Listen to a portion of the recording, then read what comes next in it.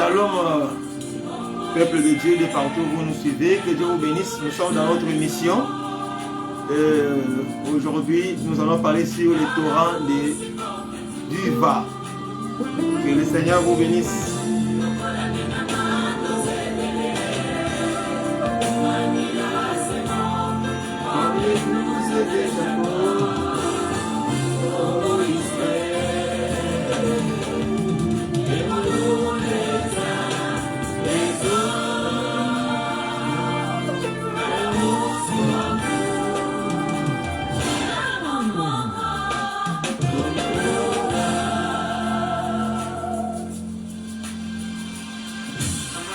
Voilà notre cantique binama, c'est-à-dire que les parties du corps, nous sommes plusieurs, nous formons un seul corps en Jésus-Christ.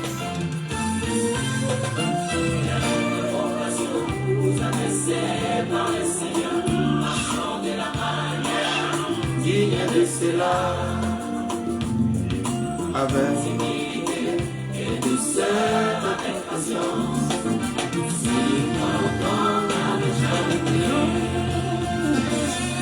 connectez-vous et partagez, que le Seigneur vous bénisse. Le Seigneur nous appelle à nous aimer les uns les autres. Aimons-nous et nous allons vers.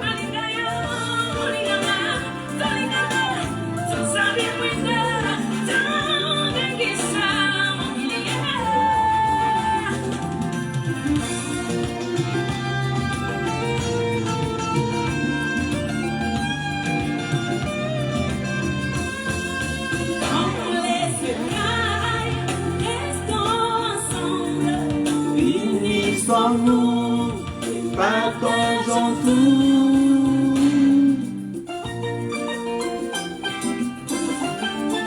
Partagez.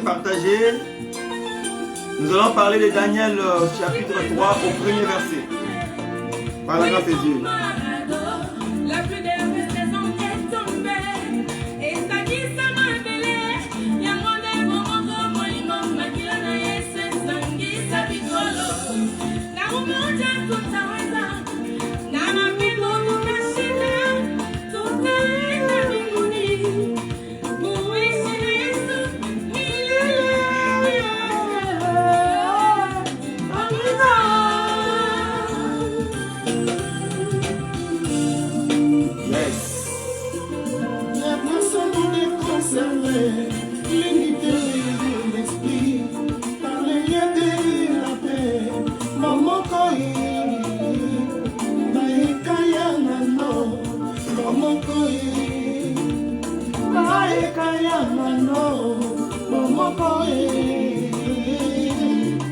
Les écailles de Nando, c'est-à-dire que les crocodiles, ce sont des frères qui s'embrassent. Donc l'amour nous oblige d'être ensemble. L'amour croit tout, supporte tout. Patience est la solo semence à bonne.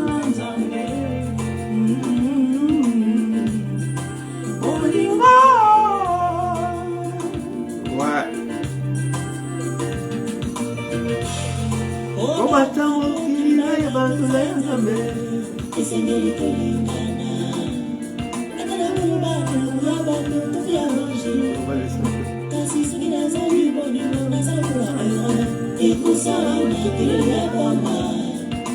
si tu manques l'amour, tu es comme de l'oreille qui fait du bruit inutile. Le cantique nous recommande de nous aimer les uns les autres. L'amour. Pour moi, comme l'idée. L'enseignement, c'est ça le sang du corps qui nous réunit. Si on n'a pas le même enseignement, on n'a pas le même sang. Les prophètes, les rares sont issus du même père, une seule lignée, l'accent chipolette.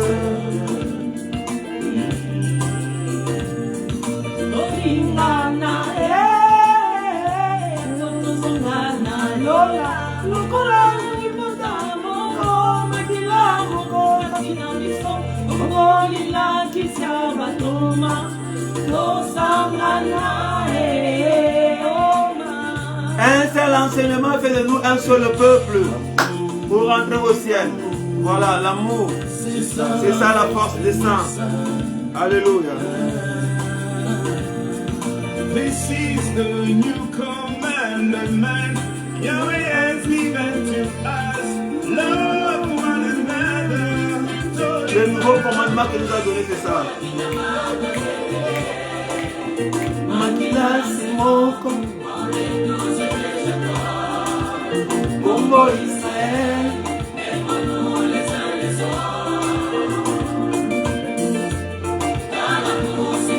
L'amour supporte tout. Nous sommes plusieurs, nous formons un seul corps en Jésus. L'enseignement apostolique, c'est ça le sang qui nous unit. Voilà. Demeurons dans l'enseignement.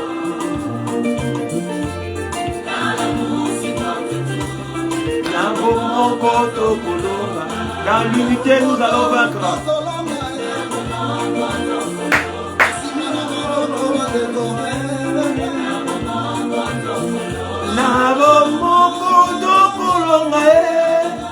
C'est le compositeur qui chante là, l'apôtre.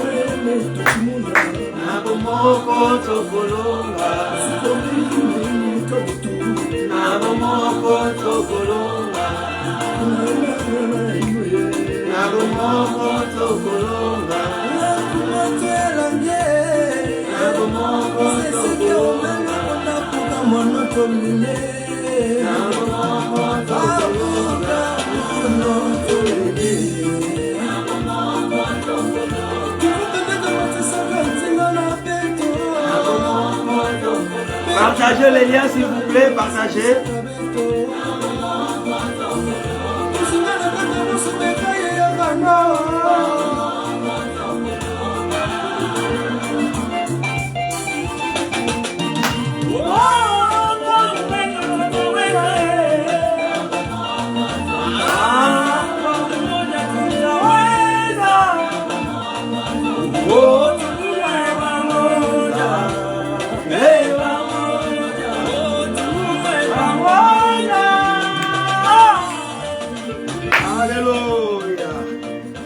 Gloire à Jésus.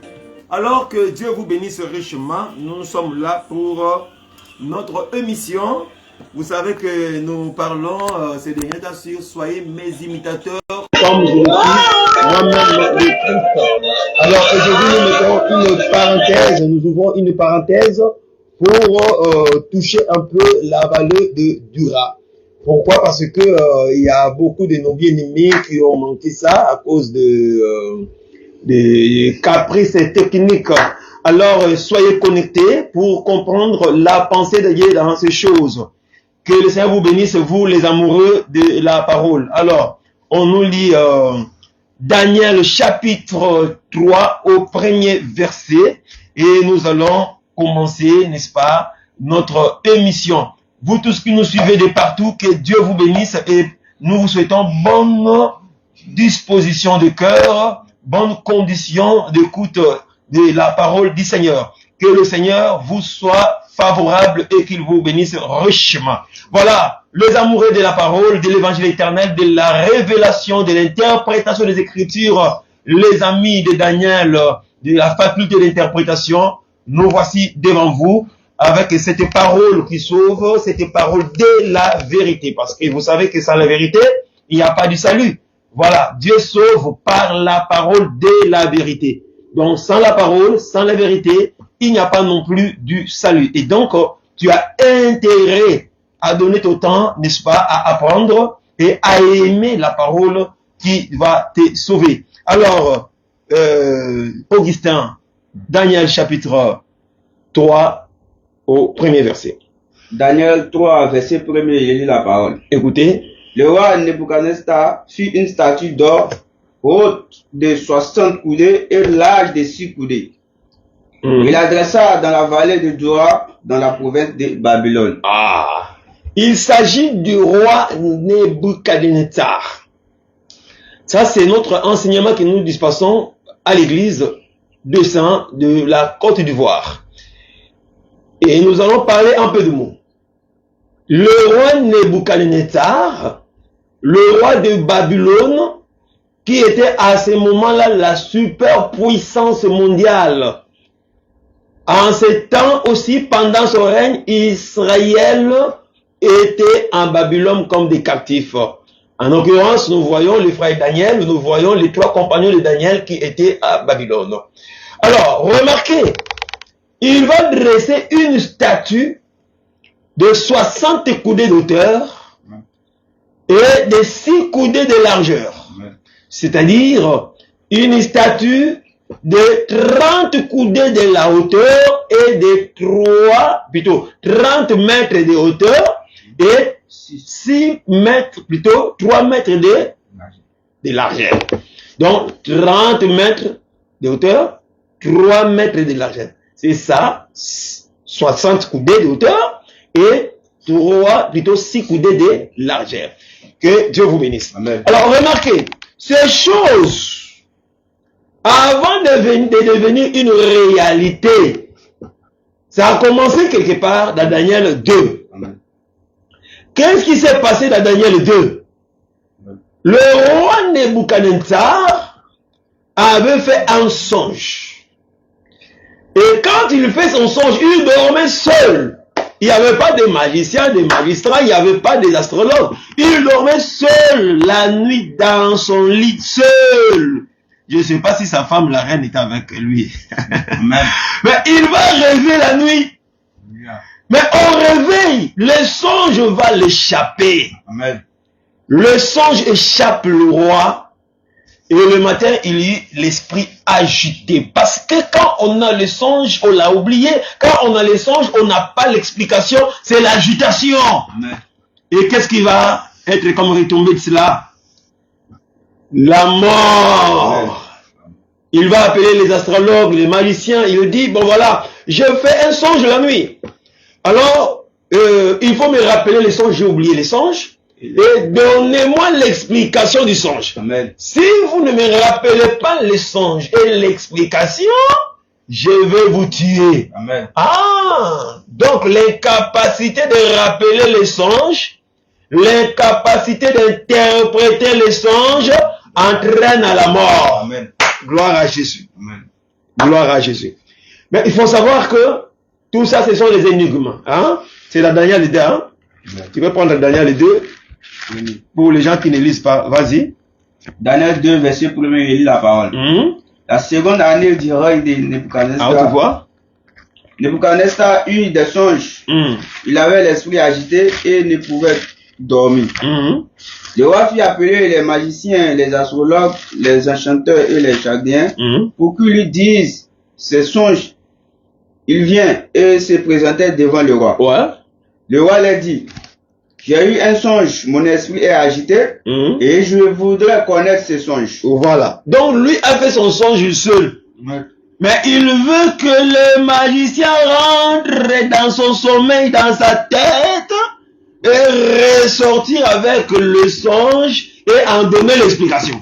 Ah, mais ça c'est grave. Ça c'est grave. Alors, continue la lecture, frère. Verset 3. 4. Les Chaldéens répondirent au roi en langue araméenne. Ô roi, vis éternellement. Dis le songe à tes serviteurs et nous en donnerons l'explication. Voilà. Continue. Le roi reprit la parole et dit aux Chaldéens, la chose m'a échappé. Si vous ne me faites connaître le songe et son explication, vous serez mis en pièces et vos maisons seront réduites en un tas d'immondices. Voilà. Si vous ne me donnez pas le songe, vous ne me rappelez pas le songe et son explication, donc bref, je vais vous tuer. Mais bien aimé, même quand tu dors avec ta femme, pendant que tu fais le songe, ta femme ne saura pas qu'est-ce que tu rêves si toi tu ne l'as pas parlé de ton songe. C'est ça la logique du monde des songes. Mais lui veut que d'autres personnes lui parlent de son songe et lui donner l'explication. Bien aimé, la Bible n'est pas donnée à tout le monde. Prêcher, ce n'est pas donné à tout le monde. Prêcher, ce n'est pas donné à la théologie. Il faut être appelé de Dieu pour entrer dans la tête du roi, voir comment il faisait son songe et ressortir de sa tête, ressortir de son songe et pour donner d'abord le songe exact et l'explication. Bref, remarquez ceci. Remarquez, les astrologues n'ont pas pu. Amen. Comme l'édit des rois était sévère, Daniel et ses 3 compagnons vont apprendre la nouvelle. Ils vont demander que le roi donne du temps et ils vont prier. Dieu va donner l'explication. Amen. Et quand ils vont prier, Daniel et ses 3 compagnons vont, n'est-ce pas, avoir la révélation du songe. Amen. Parce que les astrologues ont dit quoi? Ah, c'est que le roi demande là, vraiment c'est compliqué. Tu peux prendre 10, et plutôt 11. Écoutez 11. 2-11. 2:11. Daniel 2:11. Ouais. Ce que le roi demande est difficile. Qu'est-ce que le roi demandait, ce qui est difficile? Le songe. Rappeler son songe. Son songe et son explication. Alors, les gens intelligents, les astrologues, les magiciens, les sages ont répondu quoi au roi? Ce que le roi demande est difficile. Ce que le roi demande est difficile. Voilà. Il n'y a personne qui puisse le dire au roi. Personne qui puisse le dire au roi. Excepté les dieux. Excepté les dieux dont la domaine n'est pas parmi les hommes. Alléluia. Gloire à Jésus. Amen. Ah, donc ce qui est difficile, ce qui est impossible aux hommes, doit trouver la réponse que aux dieux qui n'ont pas de demeure sur la terre ou parmi les hommes. Ah, maintenant, quand Daniel va venir, et les 3 compagnons, ils vont rentrer dans la prière. Amen. Et le secret sera révélé à Daniel. Ah, donc je comprends que Daniel était un Dieu dont la demeure n'était pas parmi les hommes. Amen. Et s'il était parmi les hommes, selon l'explication des sages, lui aussi n'allait pas réciter. Lui aussi n'allait pas donner l'explication. C'est-à-dire quoi? Pour que tu rentres dans la tête du roi, vois comment le roi songeait, rêvait, et ressortir avec son rêve et donner l'explication, Dieu doit faire de toi un Dieu. Amen. Ah, voilà l'explication. Donc, tu dois devenir Dieu. Si tu n'es pas devenu Dieu, tu ne verras pas et tu ne comprendras rien de ce qui se passe dans la tête du roi. Mais tu comprendras plus tard avec l'explication que le roi, c'est Dieu lui-même. Hein? Voilà, le roi parle aussi de Dieu lui-même. Donc, si tu ne l'entres pas dans la tête du roi, veut dire que, selon Jérémie, il appelle ça le conseil, qui a assisté au conseil de Dieu. C'est-à-dire que, quand tu n'entres pas dans le conseil de Dieu, tu ne comprendras pas les choses de Dieu, et tu vas parler des choses mensongères. Par conséquent, la mort régnera. Que Dieu vous bénisse. Alors, remarquez, Daniel va révéler le songe. Quand il révèle le songe, et il donne aussi l'explication du songe. Que voilà, roi, tu voyais une statue longue de 60, plutôt, une statue d'une grandeur, d'une splendeur glorieuse, donc qui impactait, qui veut dire qui était tellement immense, d'une splendeur vraiment compliquée. Une statue qui n'a jamais existé. De grande taille qui a attiré vraiment l'attention de tout le monde. Amen. Et cette statue avait 4 parties. D'accord? Composée de 4 matières. 4 matières.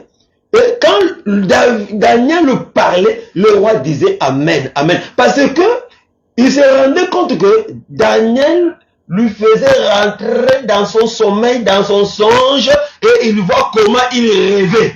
Ah non, ça ce n'est pas l'esprit terrestre qui fait faire des choses comme ça. Amen. Ça c'est vraiment l'œuvre du ministère. Amen.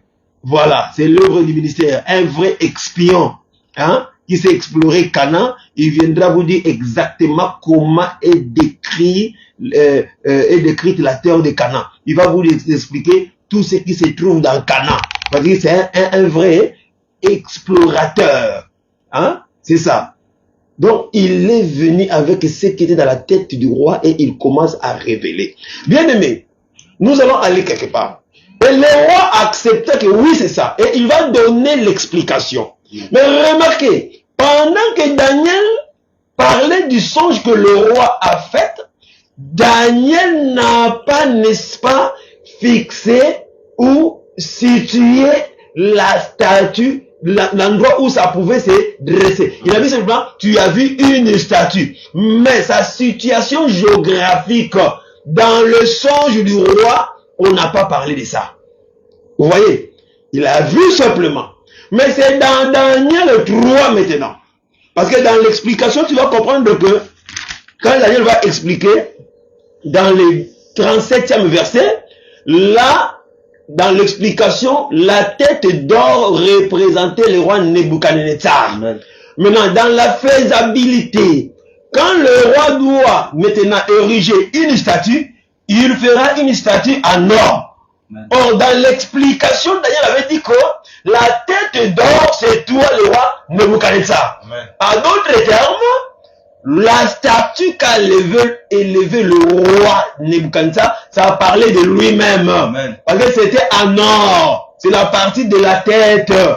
Mais cette statue incarnait toutes les parties aussi. Amen. Que Dieu vous bénisse. Amen. Alors remarquez, dans la faisabilité, le roi va placer cette statue dans la vallée de Dura. Qu'est-ce que je voulais dire? Bien aimé, il y a beaucoup de choses à dire ici. Je vais dire ceci. La statue posée dans la vallée de Dura a commencé d'abord dans le monde invisible. Amen. A commencé d'abord dans le monde spirituel. Amen. C'est-à-dire quoi? Le roi a commencé par rêver. Quand on rêve, c'est abstrait. Ce n'est pas concret. C'est dans le monde invisible. C'est dans le spirituel. Amen. Vous voyez? La chose qui a commencé spirituellement doit venir se concrétiser physiquement. Amen. Par là, je voulais d'abord exhorter quelqu'un. Si Dieu te montre une vision, un songe pour ton avenir, que le monde le veuille ou pas, les songes là va s'accomplir au nom de Jésus-Christ. Amen. Si Dieu te parle de ton élévation, de ta réussite, de ton succès, de ton mariage, de ta fécondité, de tes promotions, bien aimé, quand Dieu a parlé, personne ne peut, n'est-ce pas, empêcher à la prophétie de Dieu ou au parler de Dieu de s'accomplir. Amen. Tout ce que Dieu dit, ça finit par s'accomplir. Remarquez, comme c'est Dieu qui a montré au roi qu'il élèverait une statue qui va lui représenter lui-même, et c'était pour sa propre chute. Le roi, malgré l'explication que Daniel lui a donnée, il a osé quand même élever la statue. Il ne pouvait pas échapper à ça, parce que c'est Dieu qui a parlé. De la même manière, si Dieu a parlé pour ta vie, tu n'échapperas pas. Ce qu'il a dit pour ton bonheur, pour ton avenir, cela s'accomplira certainement au nom de Jésus-Christ. Amen. Voilà, Habakkuk chapitre 2, 1 à 3. On nous lit ça. Vas-y. J'ouvre une parenthèse juste pour t'exhorter. Tu suis l'enseignement parce que tu as besoin vraiment du salut. Mais il faut savoir que pendant que tu le suis, tu as aussi des problèmes que Dieu doit résoudre. Tu as des prophéties, tu as des promesses de Dieu. Amen. Dieu doit l'accomplir au nom puissant de Jésus-Christ. Amen. Saisis les promesses de Dieu, saisis les prophéties de Dieu. Elles ne te mentiront jamais, ces prophéties-là. Amen. Les promesses de Dieu. Voilà. Habakkuk chapitre 2. Habakkuk 2, verset 1er, je lis la parole. Oui. J'étais à mon poste. J'étais à mon poste. Je me tenais sur la tour. Je veillais pour voir ce que l'Éternel me dirait. Ah. Et ce que je Très important, il Amen. faut un enfant de Dieu doit écouter la voix de Dieu. Amen. C'est ce que Dieu va te dire. C'est une parenthèse. Il y a beaucoup de prophéties bibliques dans ce que nous disons, mais c'est une parenthèse. Bien aimé, tu écoutes trop la famille, tu écoutes trop les amis, tu écoutes trop tes collègues. Mais il faut apprendre à écouter Dieu pour ta situation, pour ta maladie, pour ta vie professionnelle, ta situation sociale. Apprends à écouter Dieu. C'est important, écoutez. Et je me tenais sur la tour, je veillais pour voir ce que l'Éternel me dirait. Et ce que je répliquerai après ma plainte. Il faut savoir aussi que celui qui se tient sur la tour, c'est quelqu'un qui se met dans la casquette d'une sentinelle. Amen. Un enfant de Dieu doit veiller sur tout ce que Dieu dit de sa vie. C'est très important. Amen. Tu t'intéresses trop à ce que les gens disent de toi. Non! ta vie n'est pas ce que les gens disent de toi, mais ta vie est ce que Dieu dit de toi. Amen. Alors, qu'est-ce que Dieu dit? Intéresse-toi à l'écoute de Dieu. Amen. Dieu te bénira. Amen. Continue. Verset 2. L'Éternel m'adressa la parole et il dit, Ouais. écris la prophétie, grave-la sur des tables, Ouais. afin qu'on la lise couramment. On fait qu'on le lise couramment. Amen. Car c'est une prophétie dont le temps est déjà fixé. Ouais. Elle marche vers son terme et elle ne mentira pas. Si elle tarde, attends-la, car elle s'accomplira. Elle s'accomplira certainement. Elle s'accomplira certainement. Que Dieu vous bénisse. Amen. Que Dieu vous bénisse richement. Amen. C'est une prophétie dont le temps est déjà fixé. Si elle tarde, attends-la.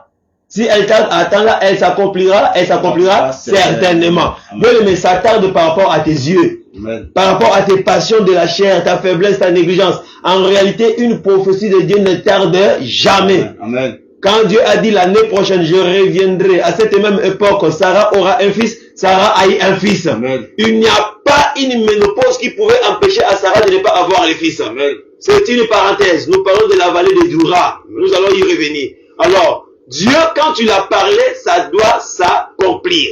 Comme celui qui a parlé dans le songe. Dans le songe, cette prophétie s'est accomplie comme Dieu l'a, n'est-ce pas, prononcé. Amen. Alors, sois patient, sois simplement sérieux, sanctifie-toi, purifie-toi chaque jour. Dieu s'accomplira ce qu'il a promis pour ta vie. Amen. Il va certainement se glorifier dans ta vie. Que Dieu te bénisse. Amen. Voilà, partage les liens à nos frères et sœurs qui ont besoin d'être édifiés. Alors, remarquez, je disais que la chose a commencé dans les songes.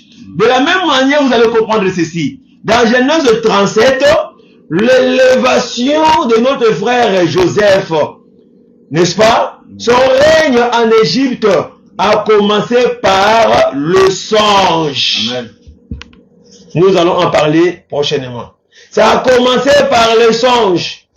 Même si on l'a haï, on l'a vendu, mais on n'a pas vendu ses songes. Amen. On n'a pas vendu ses rêves. Amen. Il est parti avec ses rêves en Égypte et tôt ou tard, plus tard, les songes, les rêves se sont accomplis. Amen. Que Dieu accomplisse tes rêves au nom de Jésus. Amen. Toi qui me suis là où tu es. Alors, ça a commencé dans le monde abstrait. Le roi a fait un songe qui en réalité c'était en sa propre défaveur. Amen. Ce songe-là était pour sa propre destruction. Amen. Mais Dieu a fait que la chose soit révélée. Dieu a fait que le roi, malgré l'explication qu'on lui a donnée de son écrasement, il a quand même osé de le faire. Pourquoi? Parce que Dieu a parlé et ça doit s'accomplir. Il est celui qui ordonne et la chose arrive. Il parle et la chose existe. Que Dieu vous bénisse. Alors, remarquez, dans les songes, on n'a pas précisé la situation géographique, n'est-ce pas, de la statue. Mais dans la réalité, dans la faisabilité, c'était dans la province de Dura où le roi est venu poser la statue. Amen. Très important. Dans la révélation, dans la connaissance, nous allons expliquer la vallée de Dura de plusieurs manières et dans plusieurs sens. Mais prophétiquement, cela resterait statu quo. Parce que nous allons vous expliquer plus tard que la vallée de Dura, dans la prophétie, ça nous parlera du milieu ou du lieu où se passera la guerre de l'Armageddon. Après l'enlèvement, après les services de 2 juin, après le règne de la bête de l'Apocalypse 13, il y aura une guerre. Et cette guerre se passera pourquoi? Parce qu'il y aurait une statue, une pierre qui va se détacher sans le secours d'aucune main, viendra écraser. Parce que cela parle de Daniel 2 et dans la réalité ici c'est Daniel 3. Que Dieu vous bénisse. Dans la vallée de Dura, c'est le lieu où la statue s'est levée, c'est le lieu où se lèvera l'Antichrist, c'est le lieu où même il sera écrasé par les seigneurs de gloire. Est-ce que vous comprenez ça? Mais, expliquons maintenant quelque chose, parce que le temps court tellement vite, c'est la première partie. La seconde sera suivie dans nos cultes. La deuxième partie, quand on pose la statue, la raison de la statue qui est élevée, c'était quoi? C'était pour adorer. C'était pour introduire l'idolâtrie. Le roi devait se faire, n'est-ce pas, comme un dieu qu'on doit adorer. Mais attention, il y avait le peuple de toutes les nations, de toutes les langues, en Babylone, y compris les Hébreux. Voilà, les Juifs. Ils étaient dedans. Maintenant, qu'est-ce qui va se passer? Remarquez, un héros doit se lever pour sonner la trompette au jour de la dédicace. Et il va dire quoi? On va lire 3 à 4. Écoutez la lecture à haute voix. Daniel 3, verset 3 à 4, il lit la parole. Alors, les satrapes, les intendants et les gouverneurs, les grands juges, les trésoriers, les jurisconsultes, les juges, tous les magistrats des provinces s'assemblaient pour la dédicace de la statue. Ils s'assemblaient pour la dédicace de la statue. Après élevé le roi Nebuchadnezzar. Ouais. Ils se placèrent devant la statue qu'avait élevée Nebuchadnezzar. Un héros cria à haute voix, voici ce qu'on vous ordonne, peuple, nation, hommes de toute langue. Au moment où vous entendez le son de la trompette, peuple de toute langue, au moment où vous entendrez le son de la trompette, du chalumeau, de la guitare, de la sambuc, du starion, de la cornemuse, et de toutes sortes d'instruments de musique, vous vous prosternerez et vous adorez la statue d'or qu'a élevé le roi Nebuchadnezzar. Voilà. Quiconque ne se prosternera pas et n'adorera pas sera jeté à l'instant même au milieu d'une fournaise ardente. C'est pourquoi au moment où tous les peuples ont entendu le son de la trompette, du chalumeau, de la guitare, de la sambuc, du psalterion et de toutes sortes d'instruments de musique, tous les peuples, les nations, les hommes de toutes langues se prosternaient et adorent la statue. Voilà. Donc, on peut s'arrêter là. C'est-à-dire qu'on doit élever une statue. Et le but c'est quoi? Que tout le peuple du monde entier se trouvant dans Babylone puisse adorer. Mais attention, bien aimé, on ne peut pas adorer sans le son de la trompette. Il faut saisir. Je répète, il n'y a pas adoration sans le son de la trompette.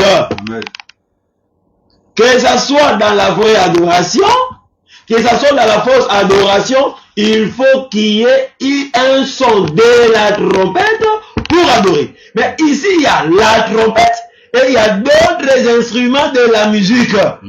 Gloire à Jésus. Et c'est par le son de la trompette, accompagné de la guitare, de la sambuc et des psalterions et les autres sons de la trompette que tout le monde doit adorer. Mais il y a les Juifs, il y a aussi les Hébreux qui sont dans ce monde de Babylone. Parce que la Babylonie plutôt, c'est tout un monde. Et dans cette Babylone, il y a aussi une race qui a un enseignement contraire. Vous voyez, quand on sort la trompette et d'autres instruments, tout le monde doit adorer. Je vais dire quoi? Selon Ésaïe 58 au premier verset, la Bible dit quoi? Ésaïe 58. Ésaïe 58, verset. Ésaïe 58, premier verset, je lis la parole. Crie à plein gosier, ne t'y retiens pas, et lève ta voix comme une trompette. et annonce à mon peuple ses iniquités à la maison. Élève ta voix comme quoi? Une trompette. Élève ta voix comme une trompette.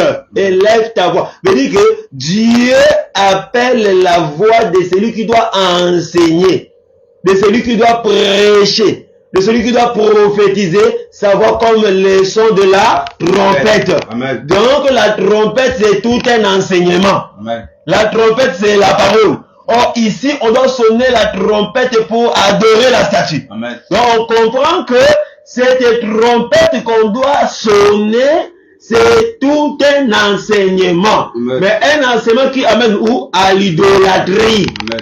À adorer quelque chose autre que Dieu. Amen. Parce que quand on parle de l'idolâtrie, l'idolâtrie, c'est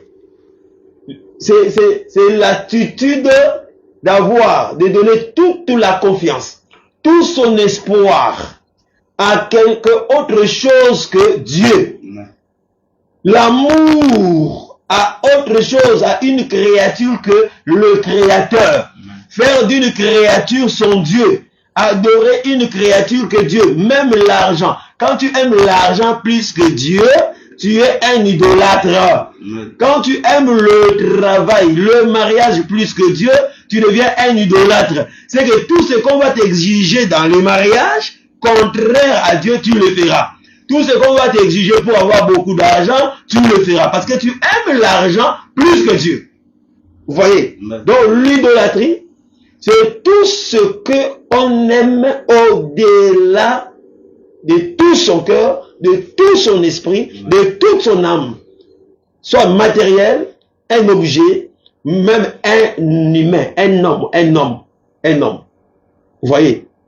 Alors, c'est ce qu'on appelle l'idolâtrie. Mais vous allez remarquer que les trois compagnons ont refusé Amen. d'adorer la statue. Pourquoi? Parce que eux avaient aussi un son de la trompette qui était différent de la trompette qui sonnait à Babylone. Amen. Vous voyez? C'est pourquoi Psaume 89 au 16e verset dit « Heureux le peuple qui connaît ». En d'autres termes, qui distingue le son de la trompette. C'est quand la trompette sonne, tu dois distinguer c'est quel son de la trompette. Amen. Ça t'amène à quelle adoration? Amen. Quelle adoration? Si la trompette t'amène dans la vallée de Dura, c'est une trompette qui t'amène dans la fausseté, c'est pour ta condamnation. Amen. Tu nous prends Deutéronome 13, 1 à 3. On dit quoi? Écoutez, on va les chuter déjà. Pour vous donner la première pensée de la vallée de Dura. Deutéronome 13, 1 à 3. Deutéronome 13, 1 à 3, je lis la parole. S'il se lève au milieu de toi un prophète ou un songeur qui t'annonce un signe ou un prodige, et qui est accomplissement du signe ou du prodige dont il t'a parlé en disant, allons après d'autres dieux. Comme aujourd'hui, en Côte d'Ivoire ici, les églises sont remplies de prophètes. Prophètes et tels, prophètes et prophètes, prophètes. Il y a que tous les ngangas, c'est-à-dire que les féticheurs, aujourd'hui sont devenus des prophètes. Mais écoutez, s'il se lève un prophète parmi vous, vas-y, il t'annonce un signe, un prodige, et qui est accomplissement du signe ou du prodige dont il t'a parlé. Voilà, après, en disant, allons après d'autres dieux. Allons après d'autres dieux. Des dieux que tu ne connais point. Les dieux que tu ne connais pas, et servons-les. Servons-les. 3. Tu n'écouteras pas les paroles de ce prophète. Amen. Ou de ce songeur, car c'est l'Éternel, votre Dieu, qui vous met à l'épreuve pour savoir si vous aimez l'Éternel, votre Dieu, Amen. dans tout votre cœur et de tout votre âme. Amen. Que Dieu vous bénisse. Amen. Vous voyez que le prophète qui se lève avec un message, une prophétie, l'objectif de sa prophétie, c'est de t'amener vers un Dieu. Amen. Je vais dire quoi? L'objectif d'un enseignement, c'est d'amener le peuple vers un Dieu. Amen. Est-ce que vous me comprenez? Tout enseignement amène vers un Dieu. Tout enseignement, toute prédication amène vers un Dieu. C'est-à-dire amène vers une adoration. C'est-à-dire quoi? Le son de la trompette amène vers une adoration. Amen. De la même manière, nous qui sommes de la race des apôtres d'Abraham, c'est-à-dire que nous avons un son de la trompette qui nous amène à adorer un véritable Dieu qui s'appelle Jésus-Christ. Amen. Mais si l'enseignement te présente déjà 3 dieux, attention, on t'amène à la vallée de Dura. Amen. Si l'enseignement te présente une statue d'une femme, d'un homme, au Saint Ngwaka, au Saint Willy, au Saint, je ne sais pas, Gabriel, au bien aimé, tout enseignement qui te présente un homme, c'est déjà la statue. Je dis que dans cet enseignement, on vous amène dans la vallée de Dura, c'est-à-dire que dans un culte de démons ou de la sorcellerie. Amen. C'est pourquoi il faut connaître le son de la trompette. Quand les 3 ont écouté le son de la trompette, ils ont dit non. Nous avons un son de la trompette Amen. que nous écoutons. Quel est ce son de trompette? C'est Exode 20, 2 à 3. Amen. Écoutez, Exode 2, 20 à 3 dit quoi? Ça, c'est un son de la trompette Amen. que les 3 compagnons écoutaient déjà. Vous voyez? Qui est contraire au son de la trompette qui vous amène, qui les amenait à adorer dans la vallée de Dura. Amen. Vas-y. Exode 20, 2 à 3. Je lis la parole. Vas-y, vite, Je le suis temps. l'Éternel ton Dieu qui t'a fait sortir du pays d'Égypte, de la maison de servitude. Ouais. Tu n'auras pas d'autre Dieu devant ma face. Tu n'auras pas d'autre Dieu devant ma face. Tu ne te feras point d'image taillée, ni de représentation quelconque des choses qui sont en haut, dans les cieux, qui sont en bas sur la terre. Ni de représentation. Bien aimé. Dans l'église, quand tu vois des représentations, photo d'un certain Jésus libanais, hein, il est toujours comme ça, un politicien, avec une couronne d'épines, le cœur avec, hein, le cœur de tomate avec... Ça là, ce n'est pas Dieu. Amen. Tu ne feras aucune représentation et tu n'adoreras pas. Tu ne vas pas te prosterner devant les représentations. Amen.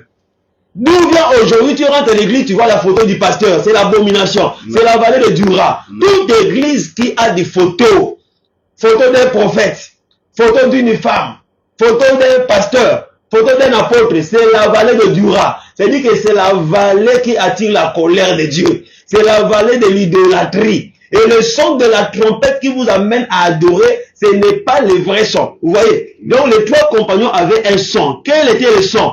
Tu n'adoreras pas un autre Dieu, tu n'auras pas un autre Dieu devant ma face. Moi maintenant, Deutéronome 4 au 15e verset à 16. On dit quoi? Écoutez. Écoutez le son de la trompette.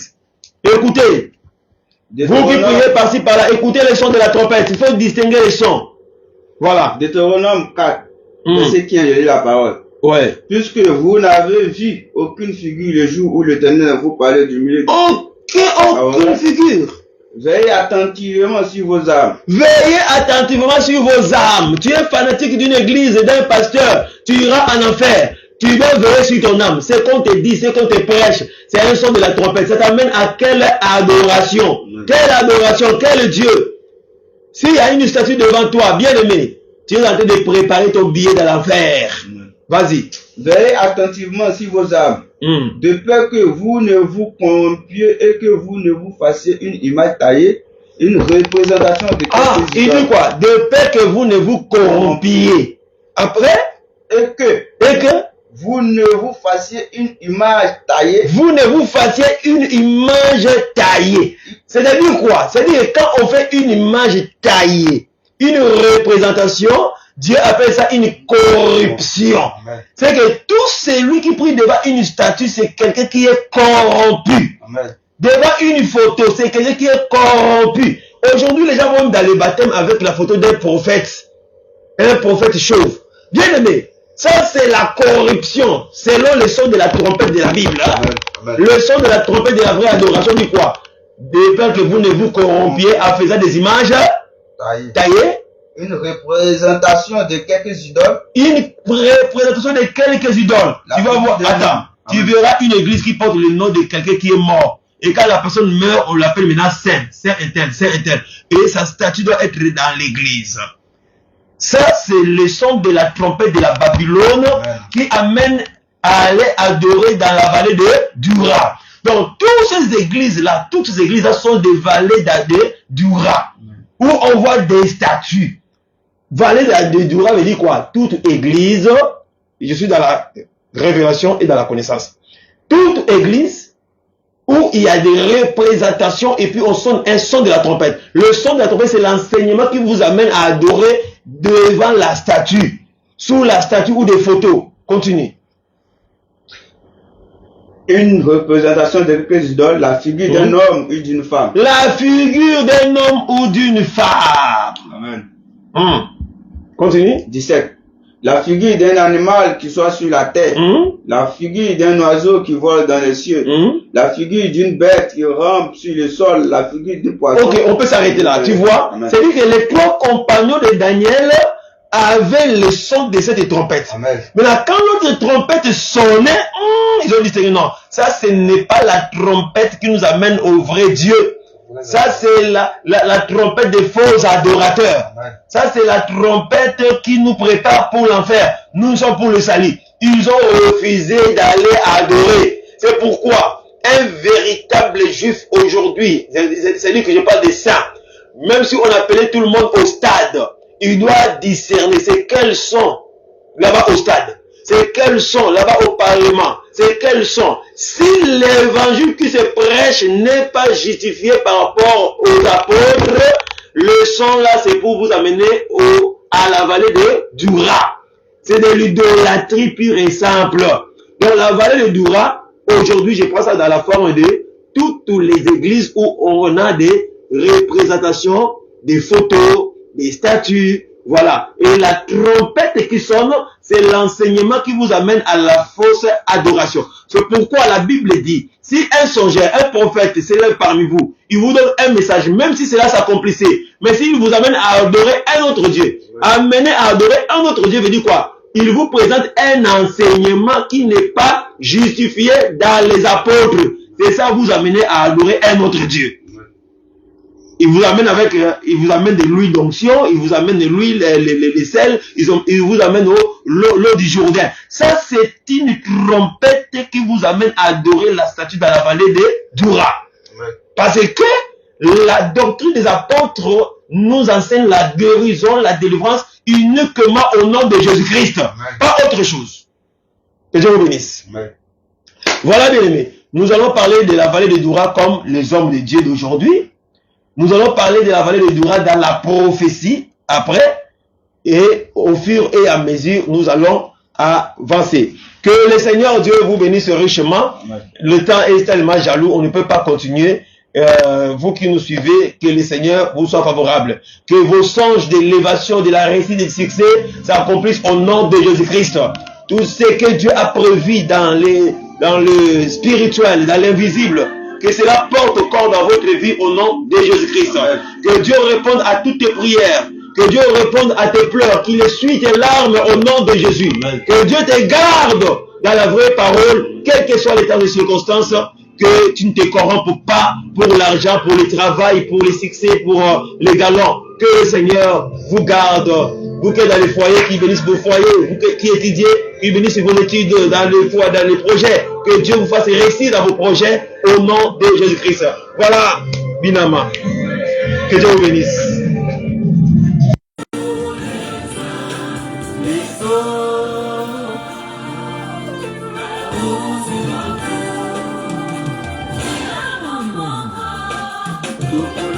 N'oubliez pas l'unité dans les foyers, l'unité dans la famille, l'unité dans l'église, l'unité bien aimée, entre frères et sœurs, l'unité, la compréhension, l'amour sincère, très très important. Voilà. L'unité entre les chantres, entre prédicateurs, l'unité entre fidèles. Voilà. Marchons d'une manière digne de la parole. Que Dieu vous bénisse pour tous qui nous suivez en direct. Partagez les liens à vos familles, à vos amis de connaissances. Dieu nous recommande l'amour. L'amour. De nous aimer les uns les autres. Tunkana, Tukulonga.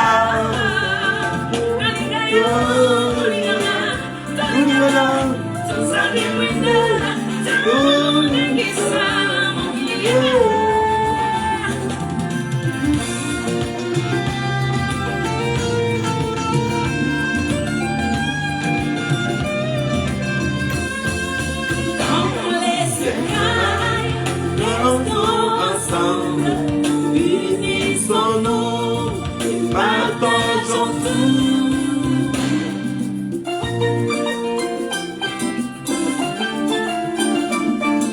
Que le Seigneur bénisse tous les saints du monde entier, les hommes de Dieu et les ministres, les frères et sœurs.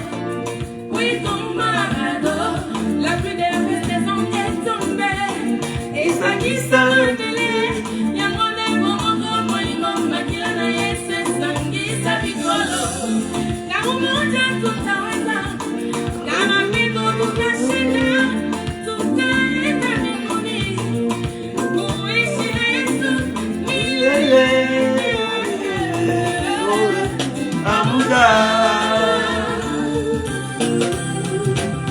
un cantique très important qui parle de l'amour, de l'unité. La Bible nous dit de conserver l'unité de l'esprit par le lien de la paix. Un vrai enfant de Dieu doit aimer la paix. Voilà.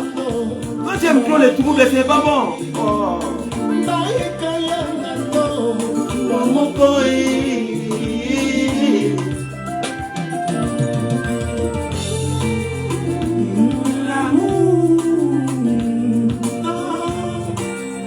l'amour croit tout, supporte tout.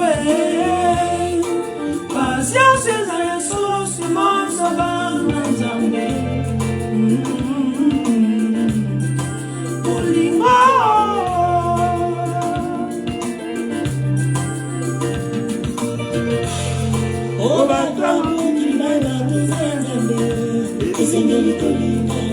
Pour que le monde sache que nous sommes de Dieu, nous devons nous aimer. Même quand tu parles des langues des anges, si tu ne manques l'amour, tu n'es rien, tu fais des bruits inutiles. Des bruits inutiles. Obligé, l'amour, l'amour.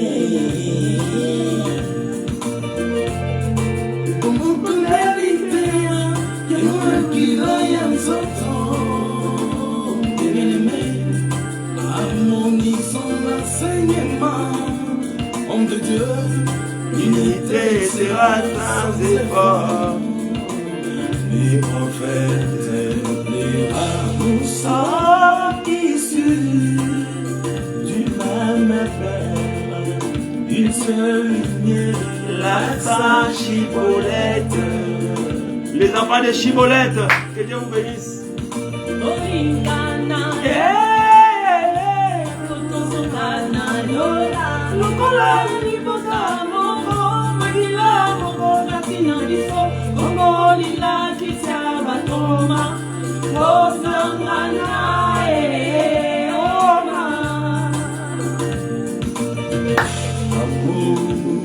Amour, c'est ça la force de saint. This is the new commandment. Yahweh has given us Love one another.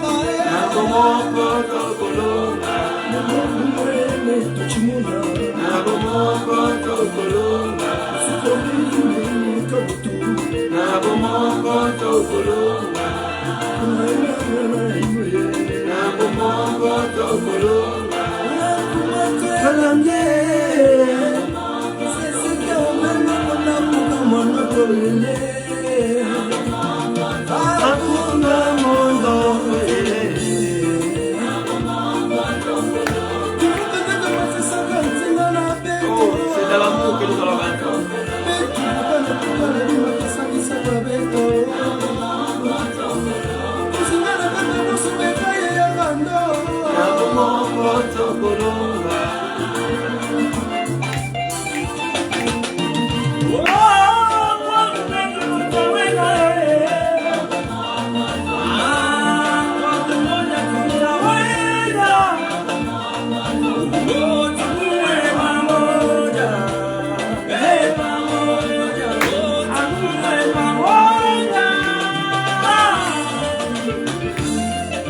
à Jésus. Alors, au revoir. Il y aura un temps ou un jour où nous allons vraiment parler de ces cantiques dans de moins de détails. Au revoir. Rendez-vous à la prochaine occasion par la grâce de Dieu. Que la paix de Christ comble vos cœurs, vos âmes au nom de Jésus-Christ. Amen.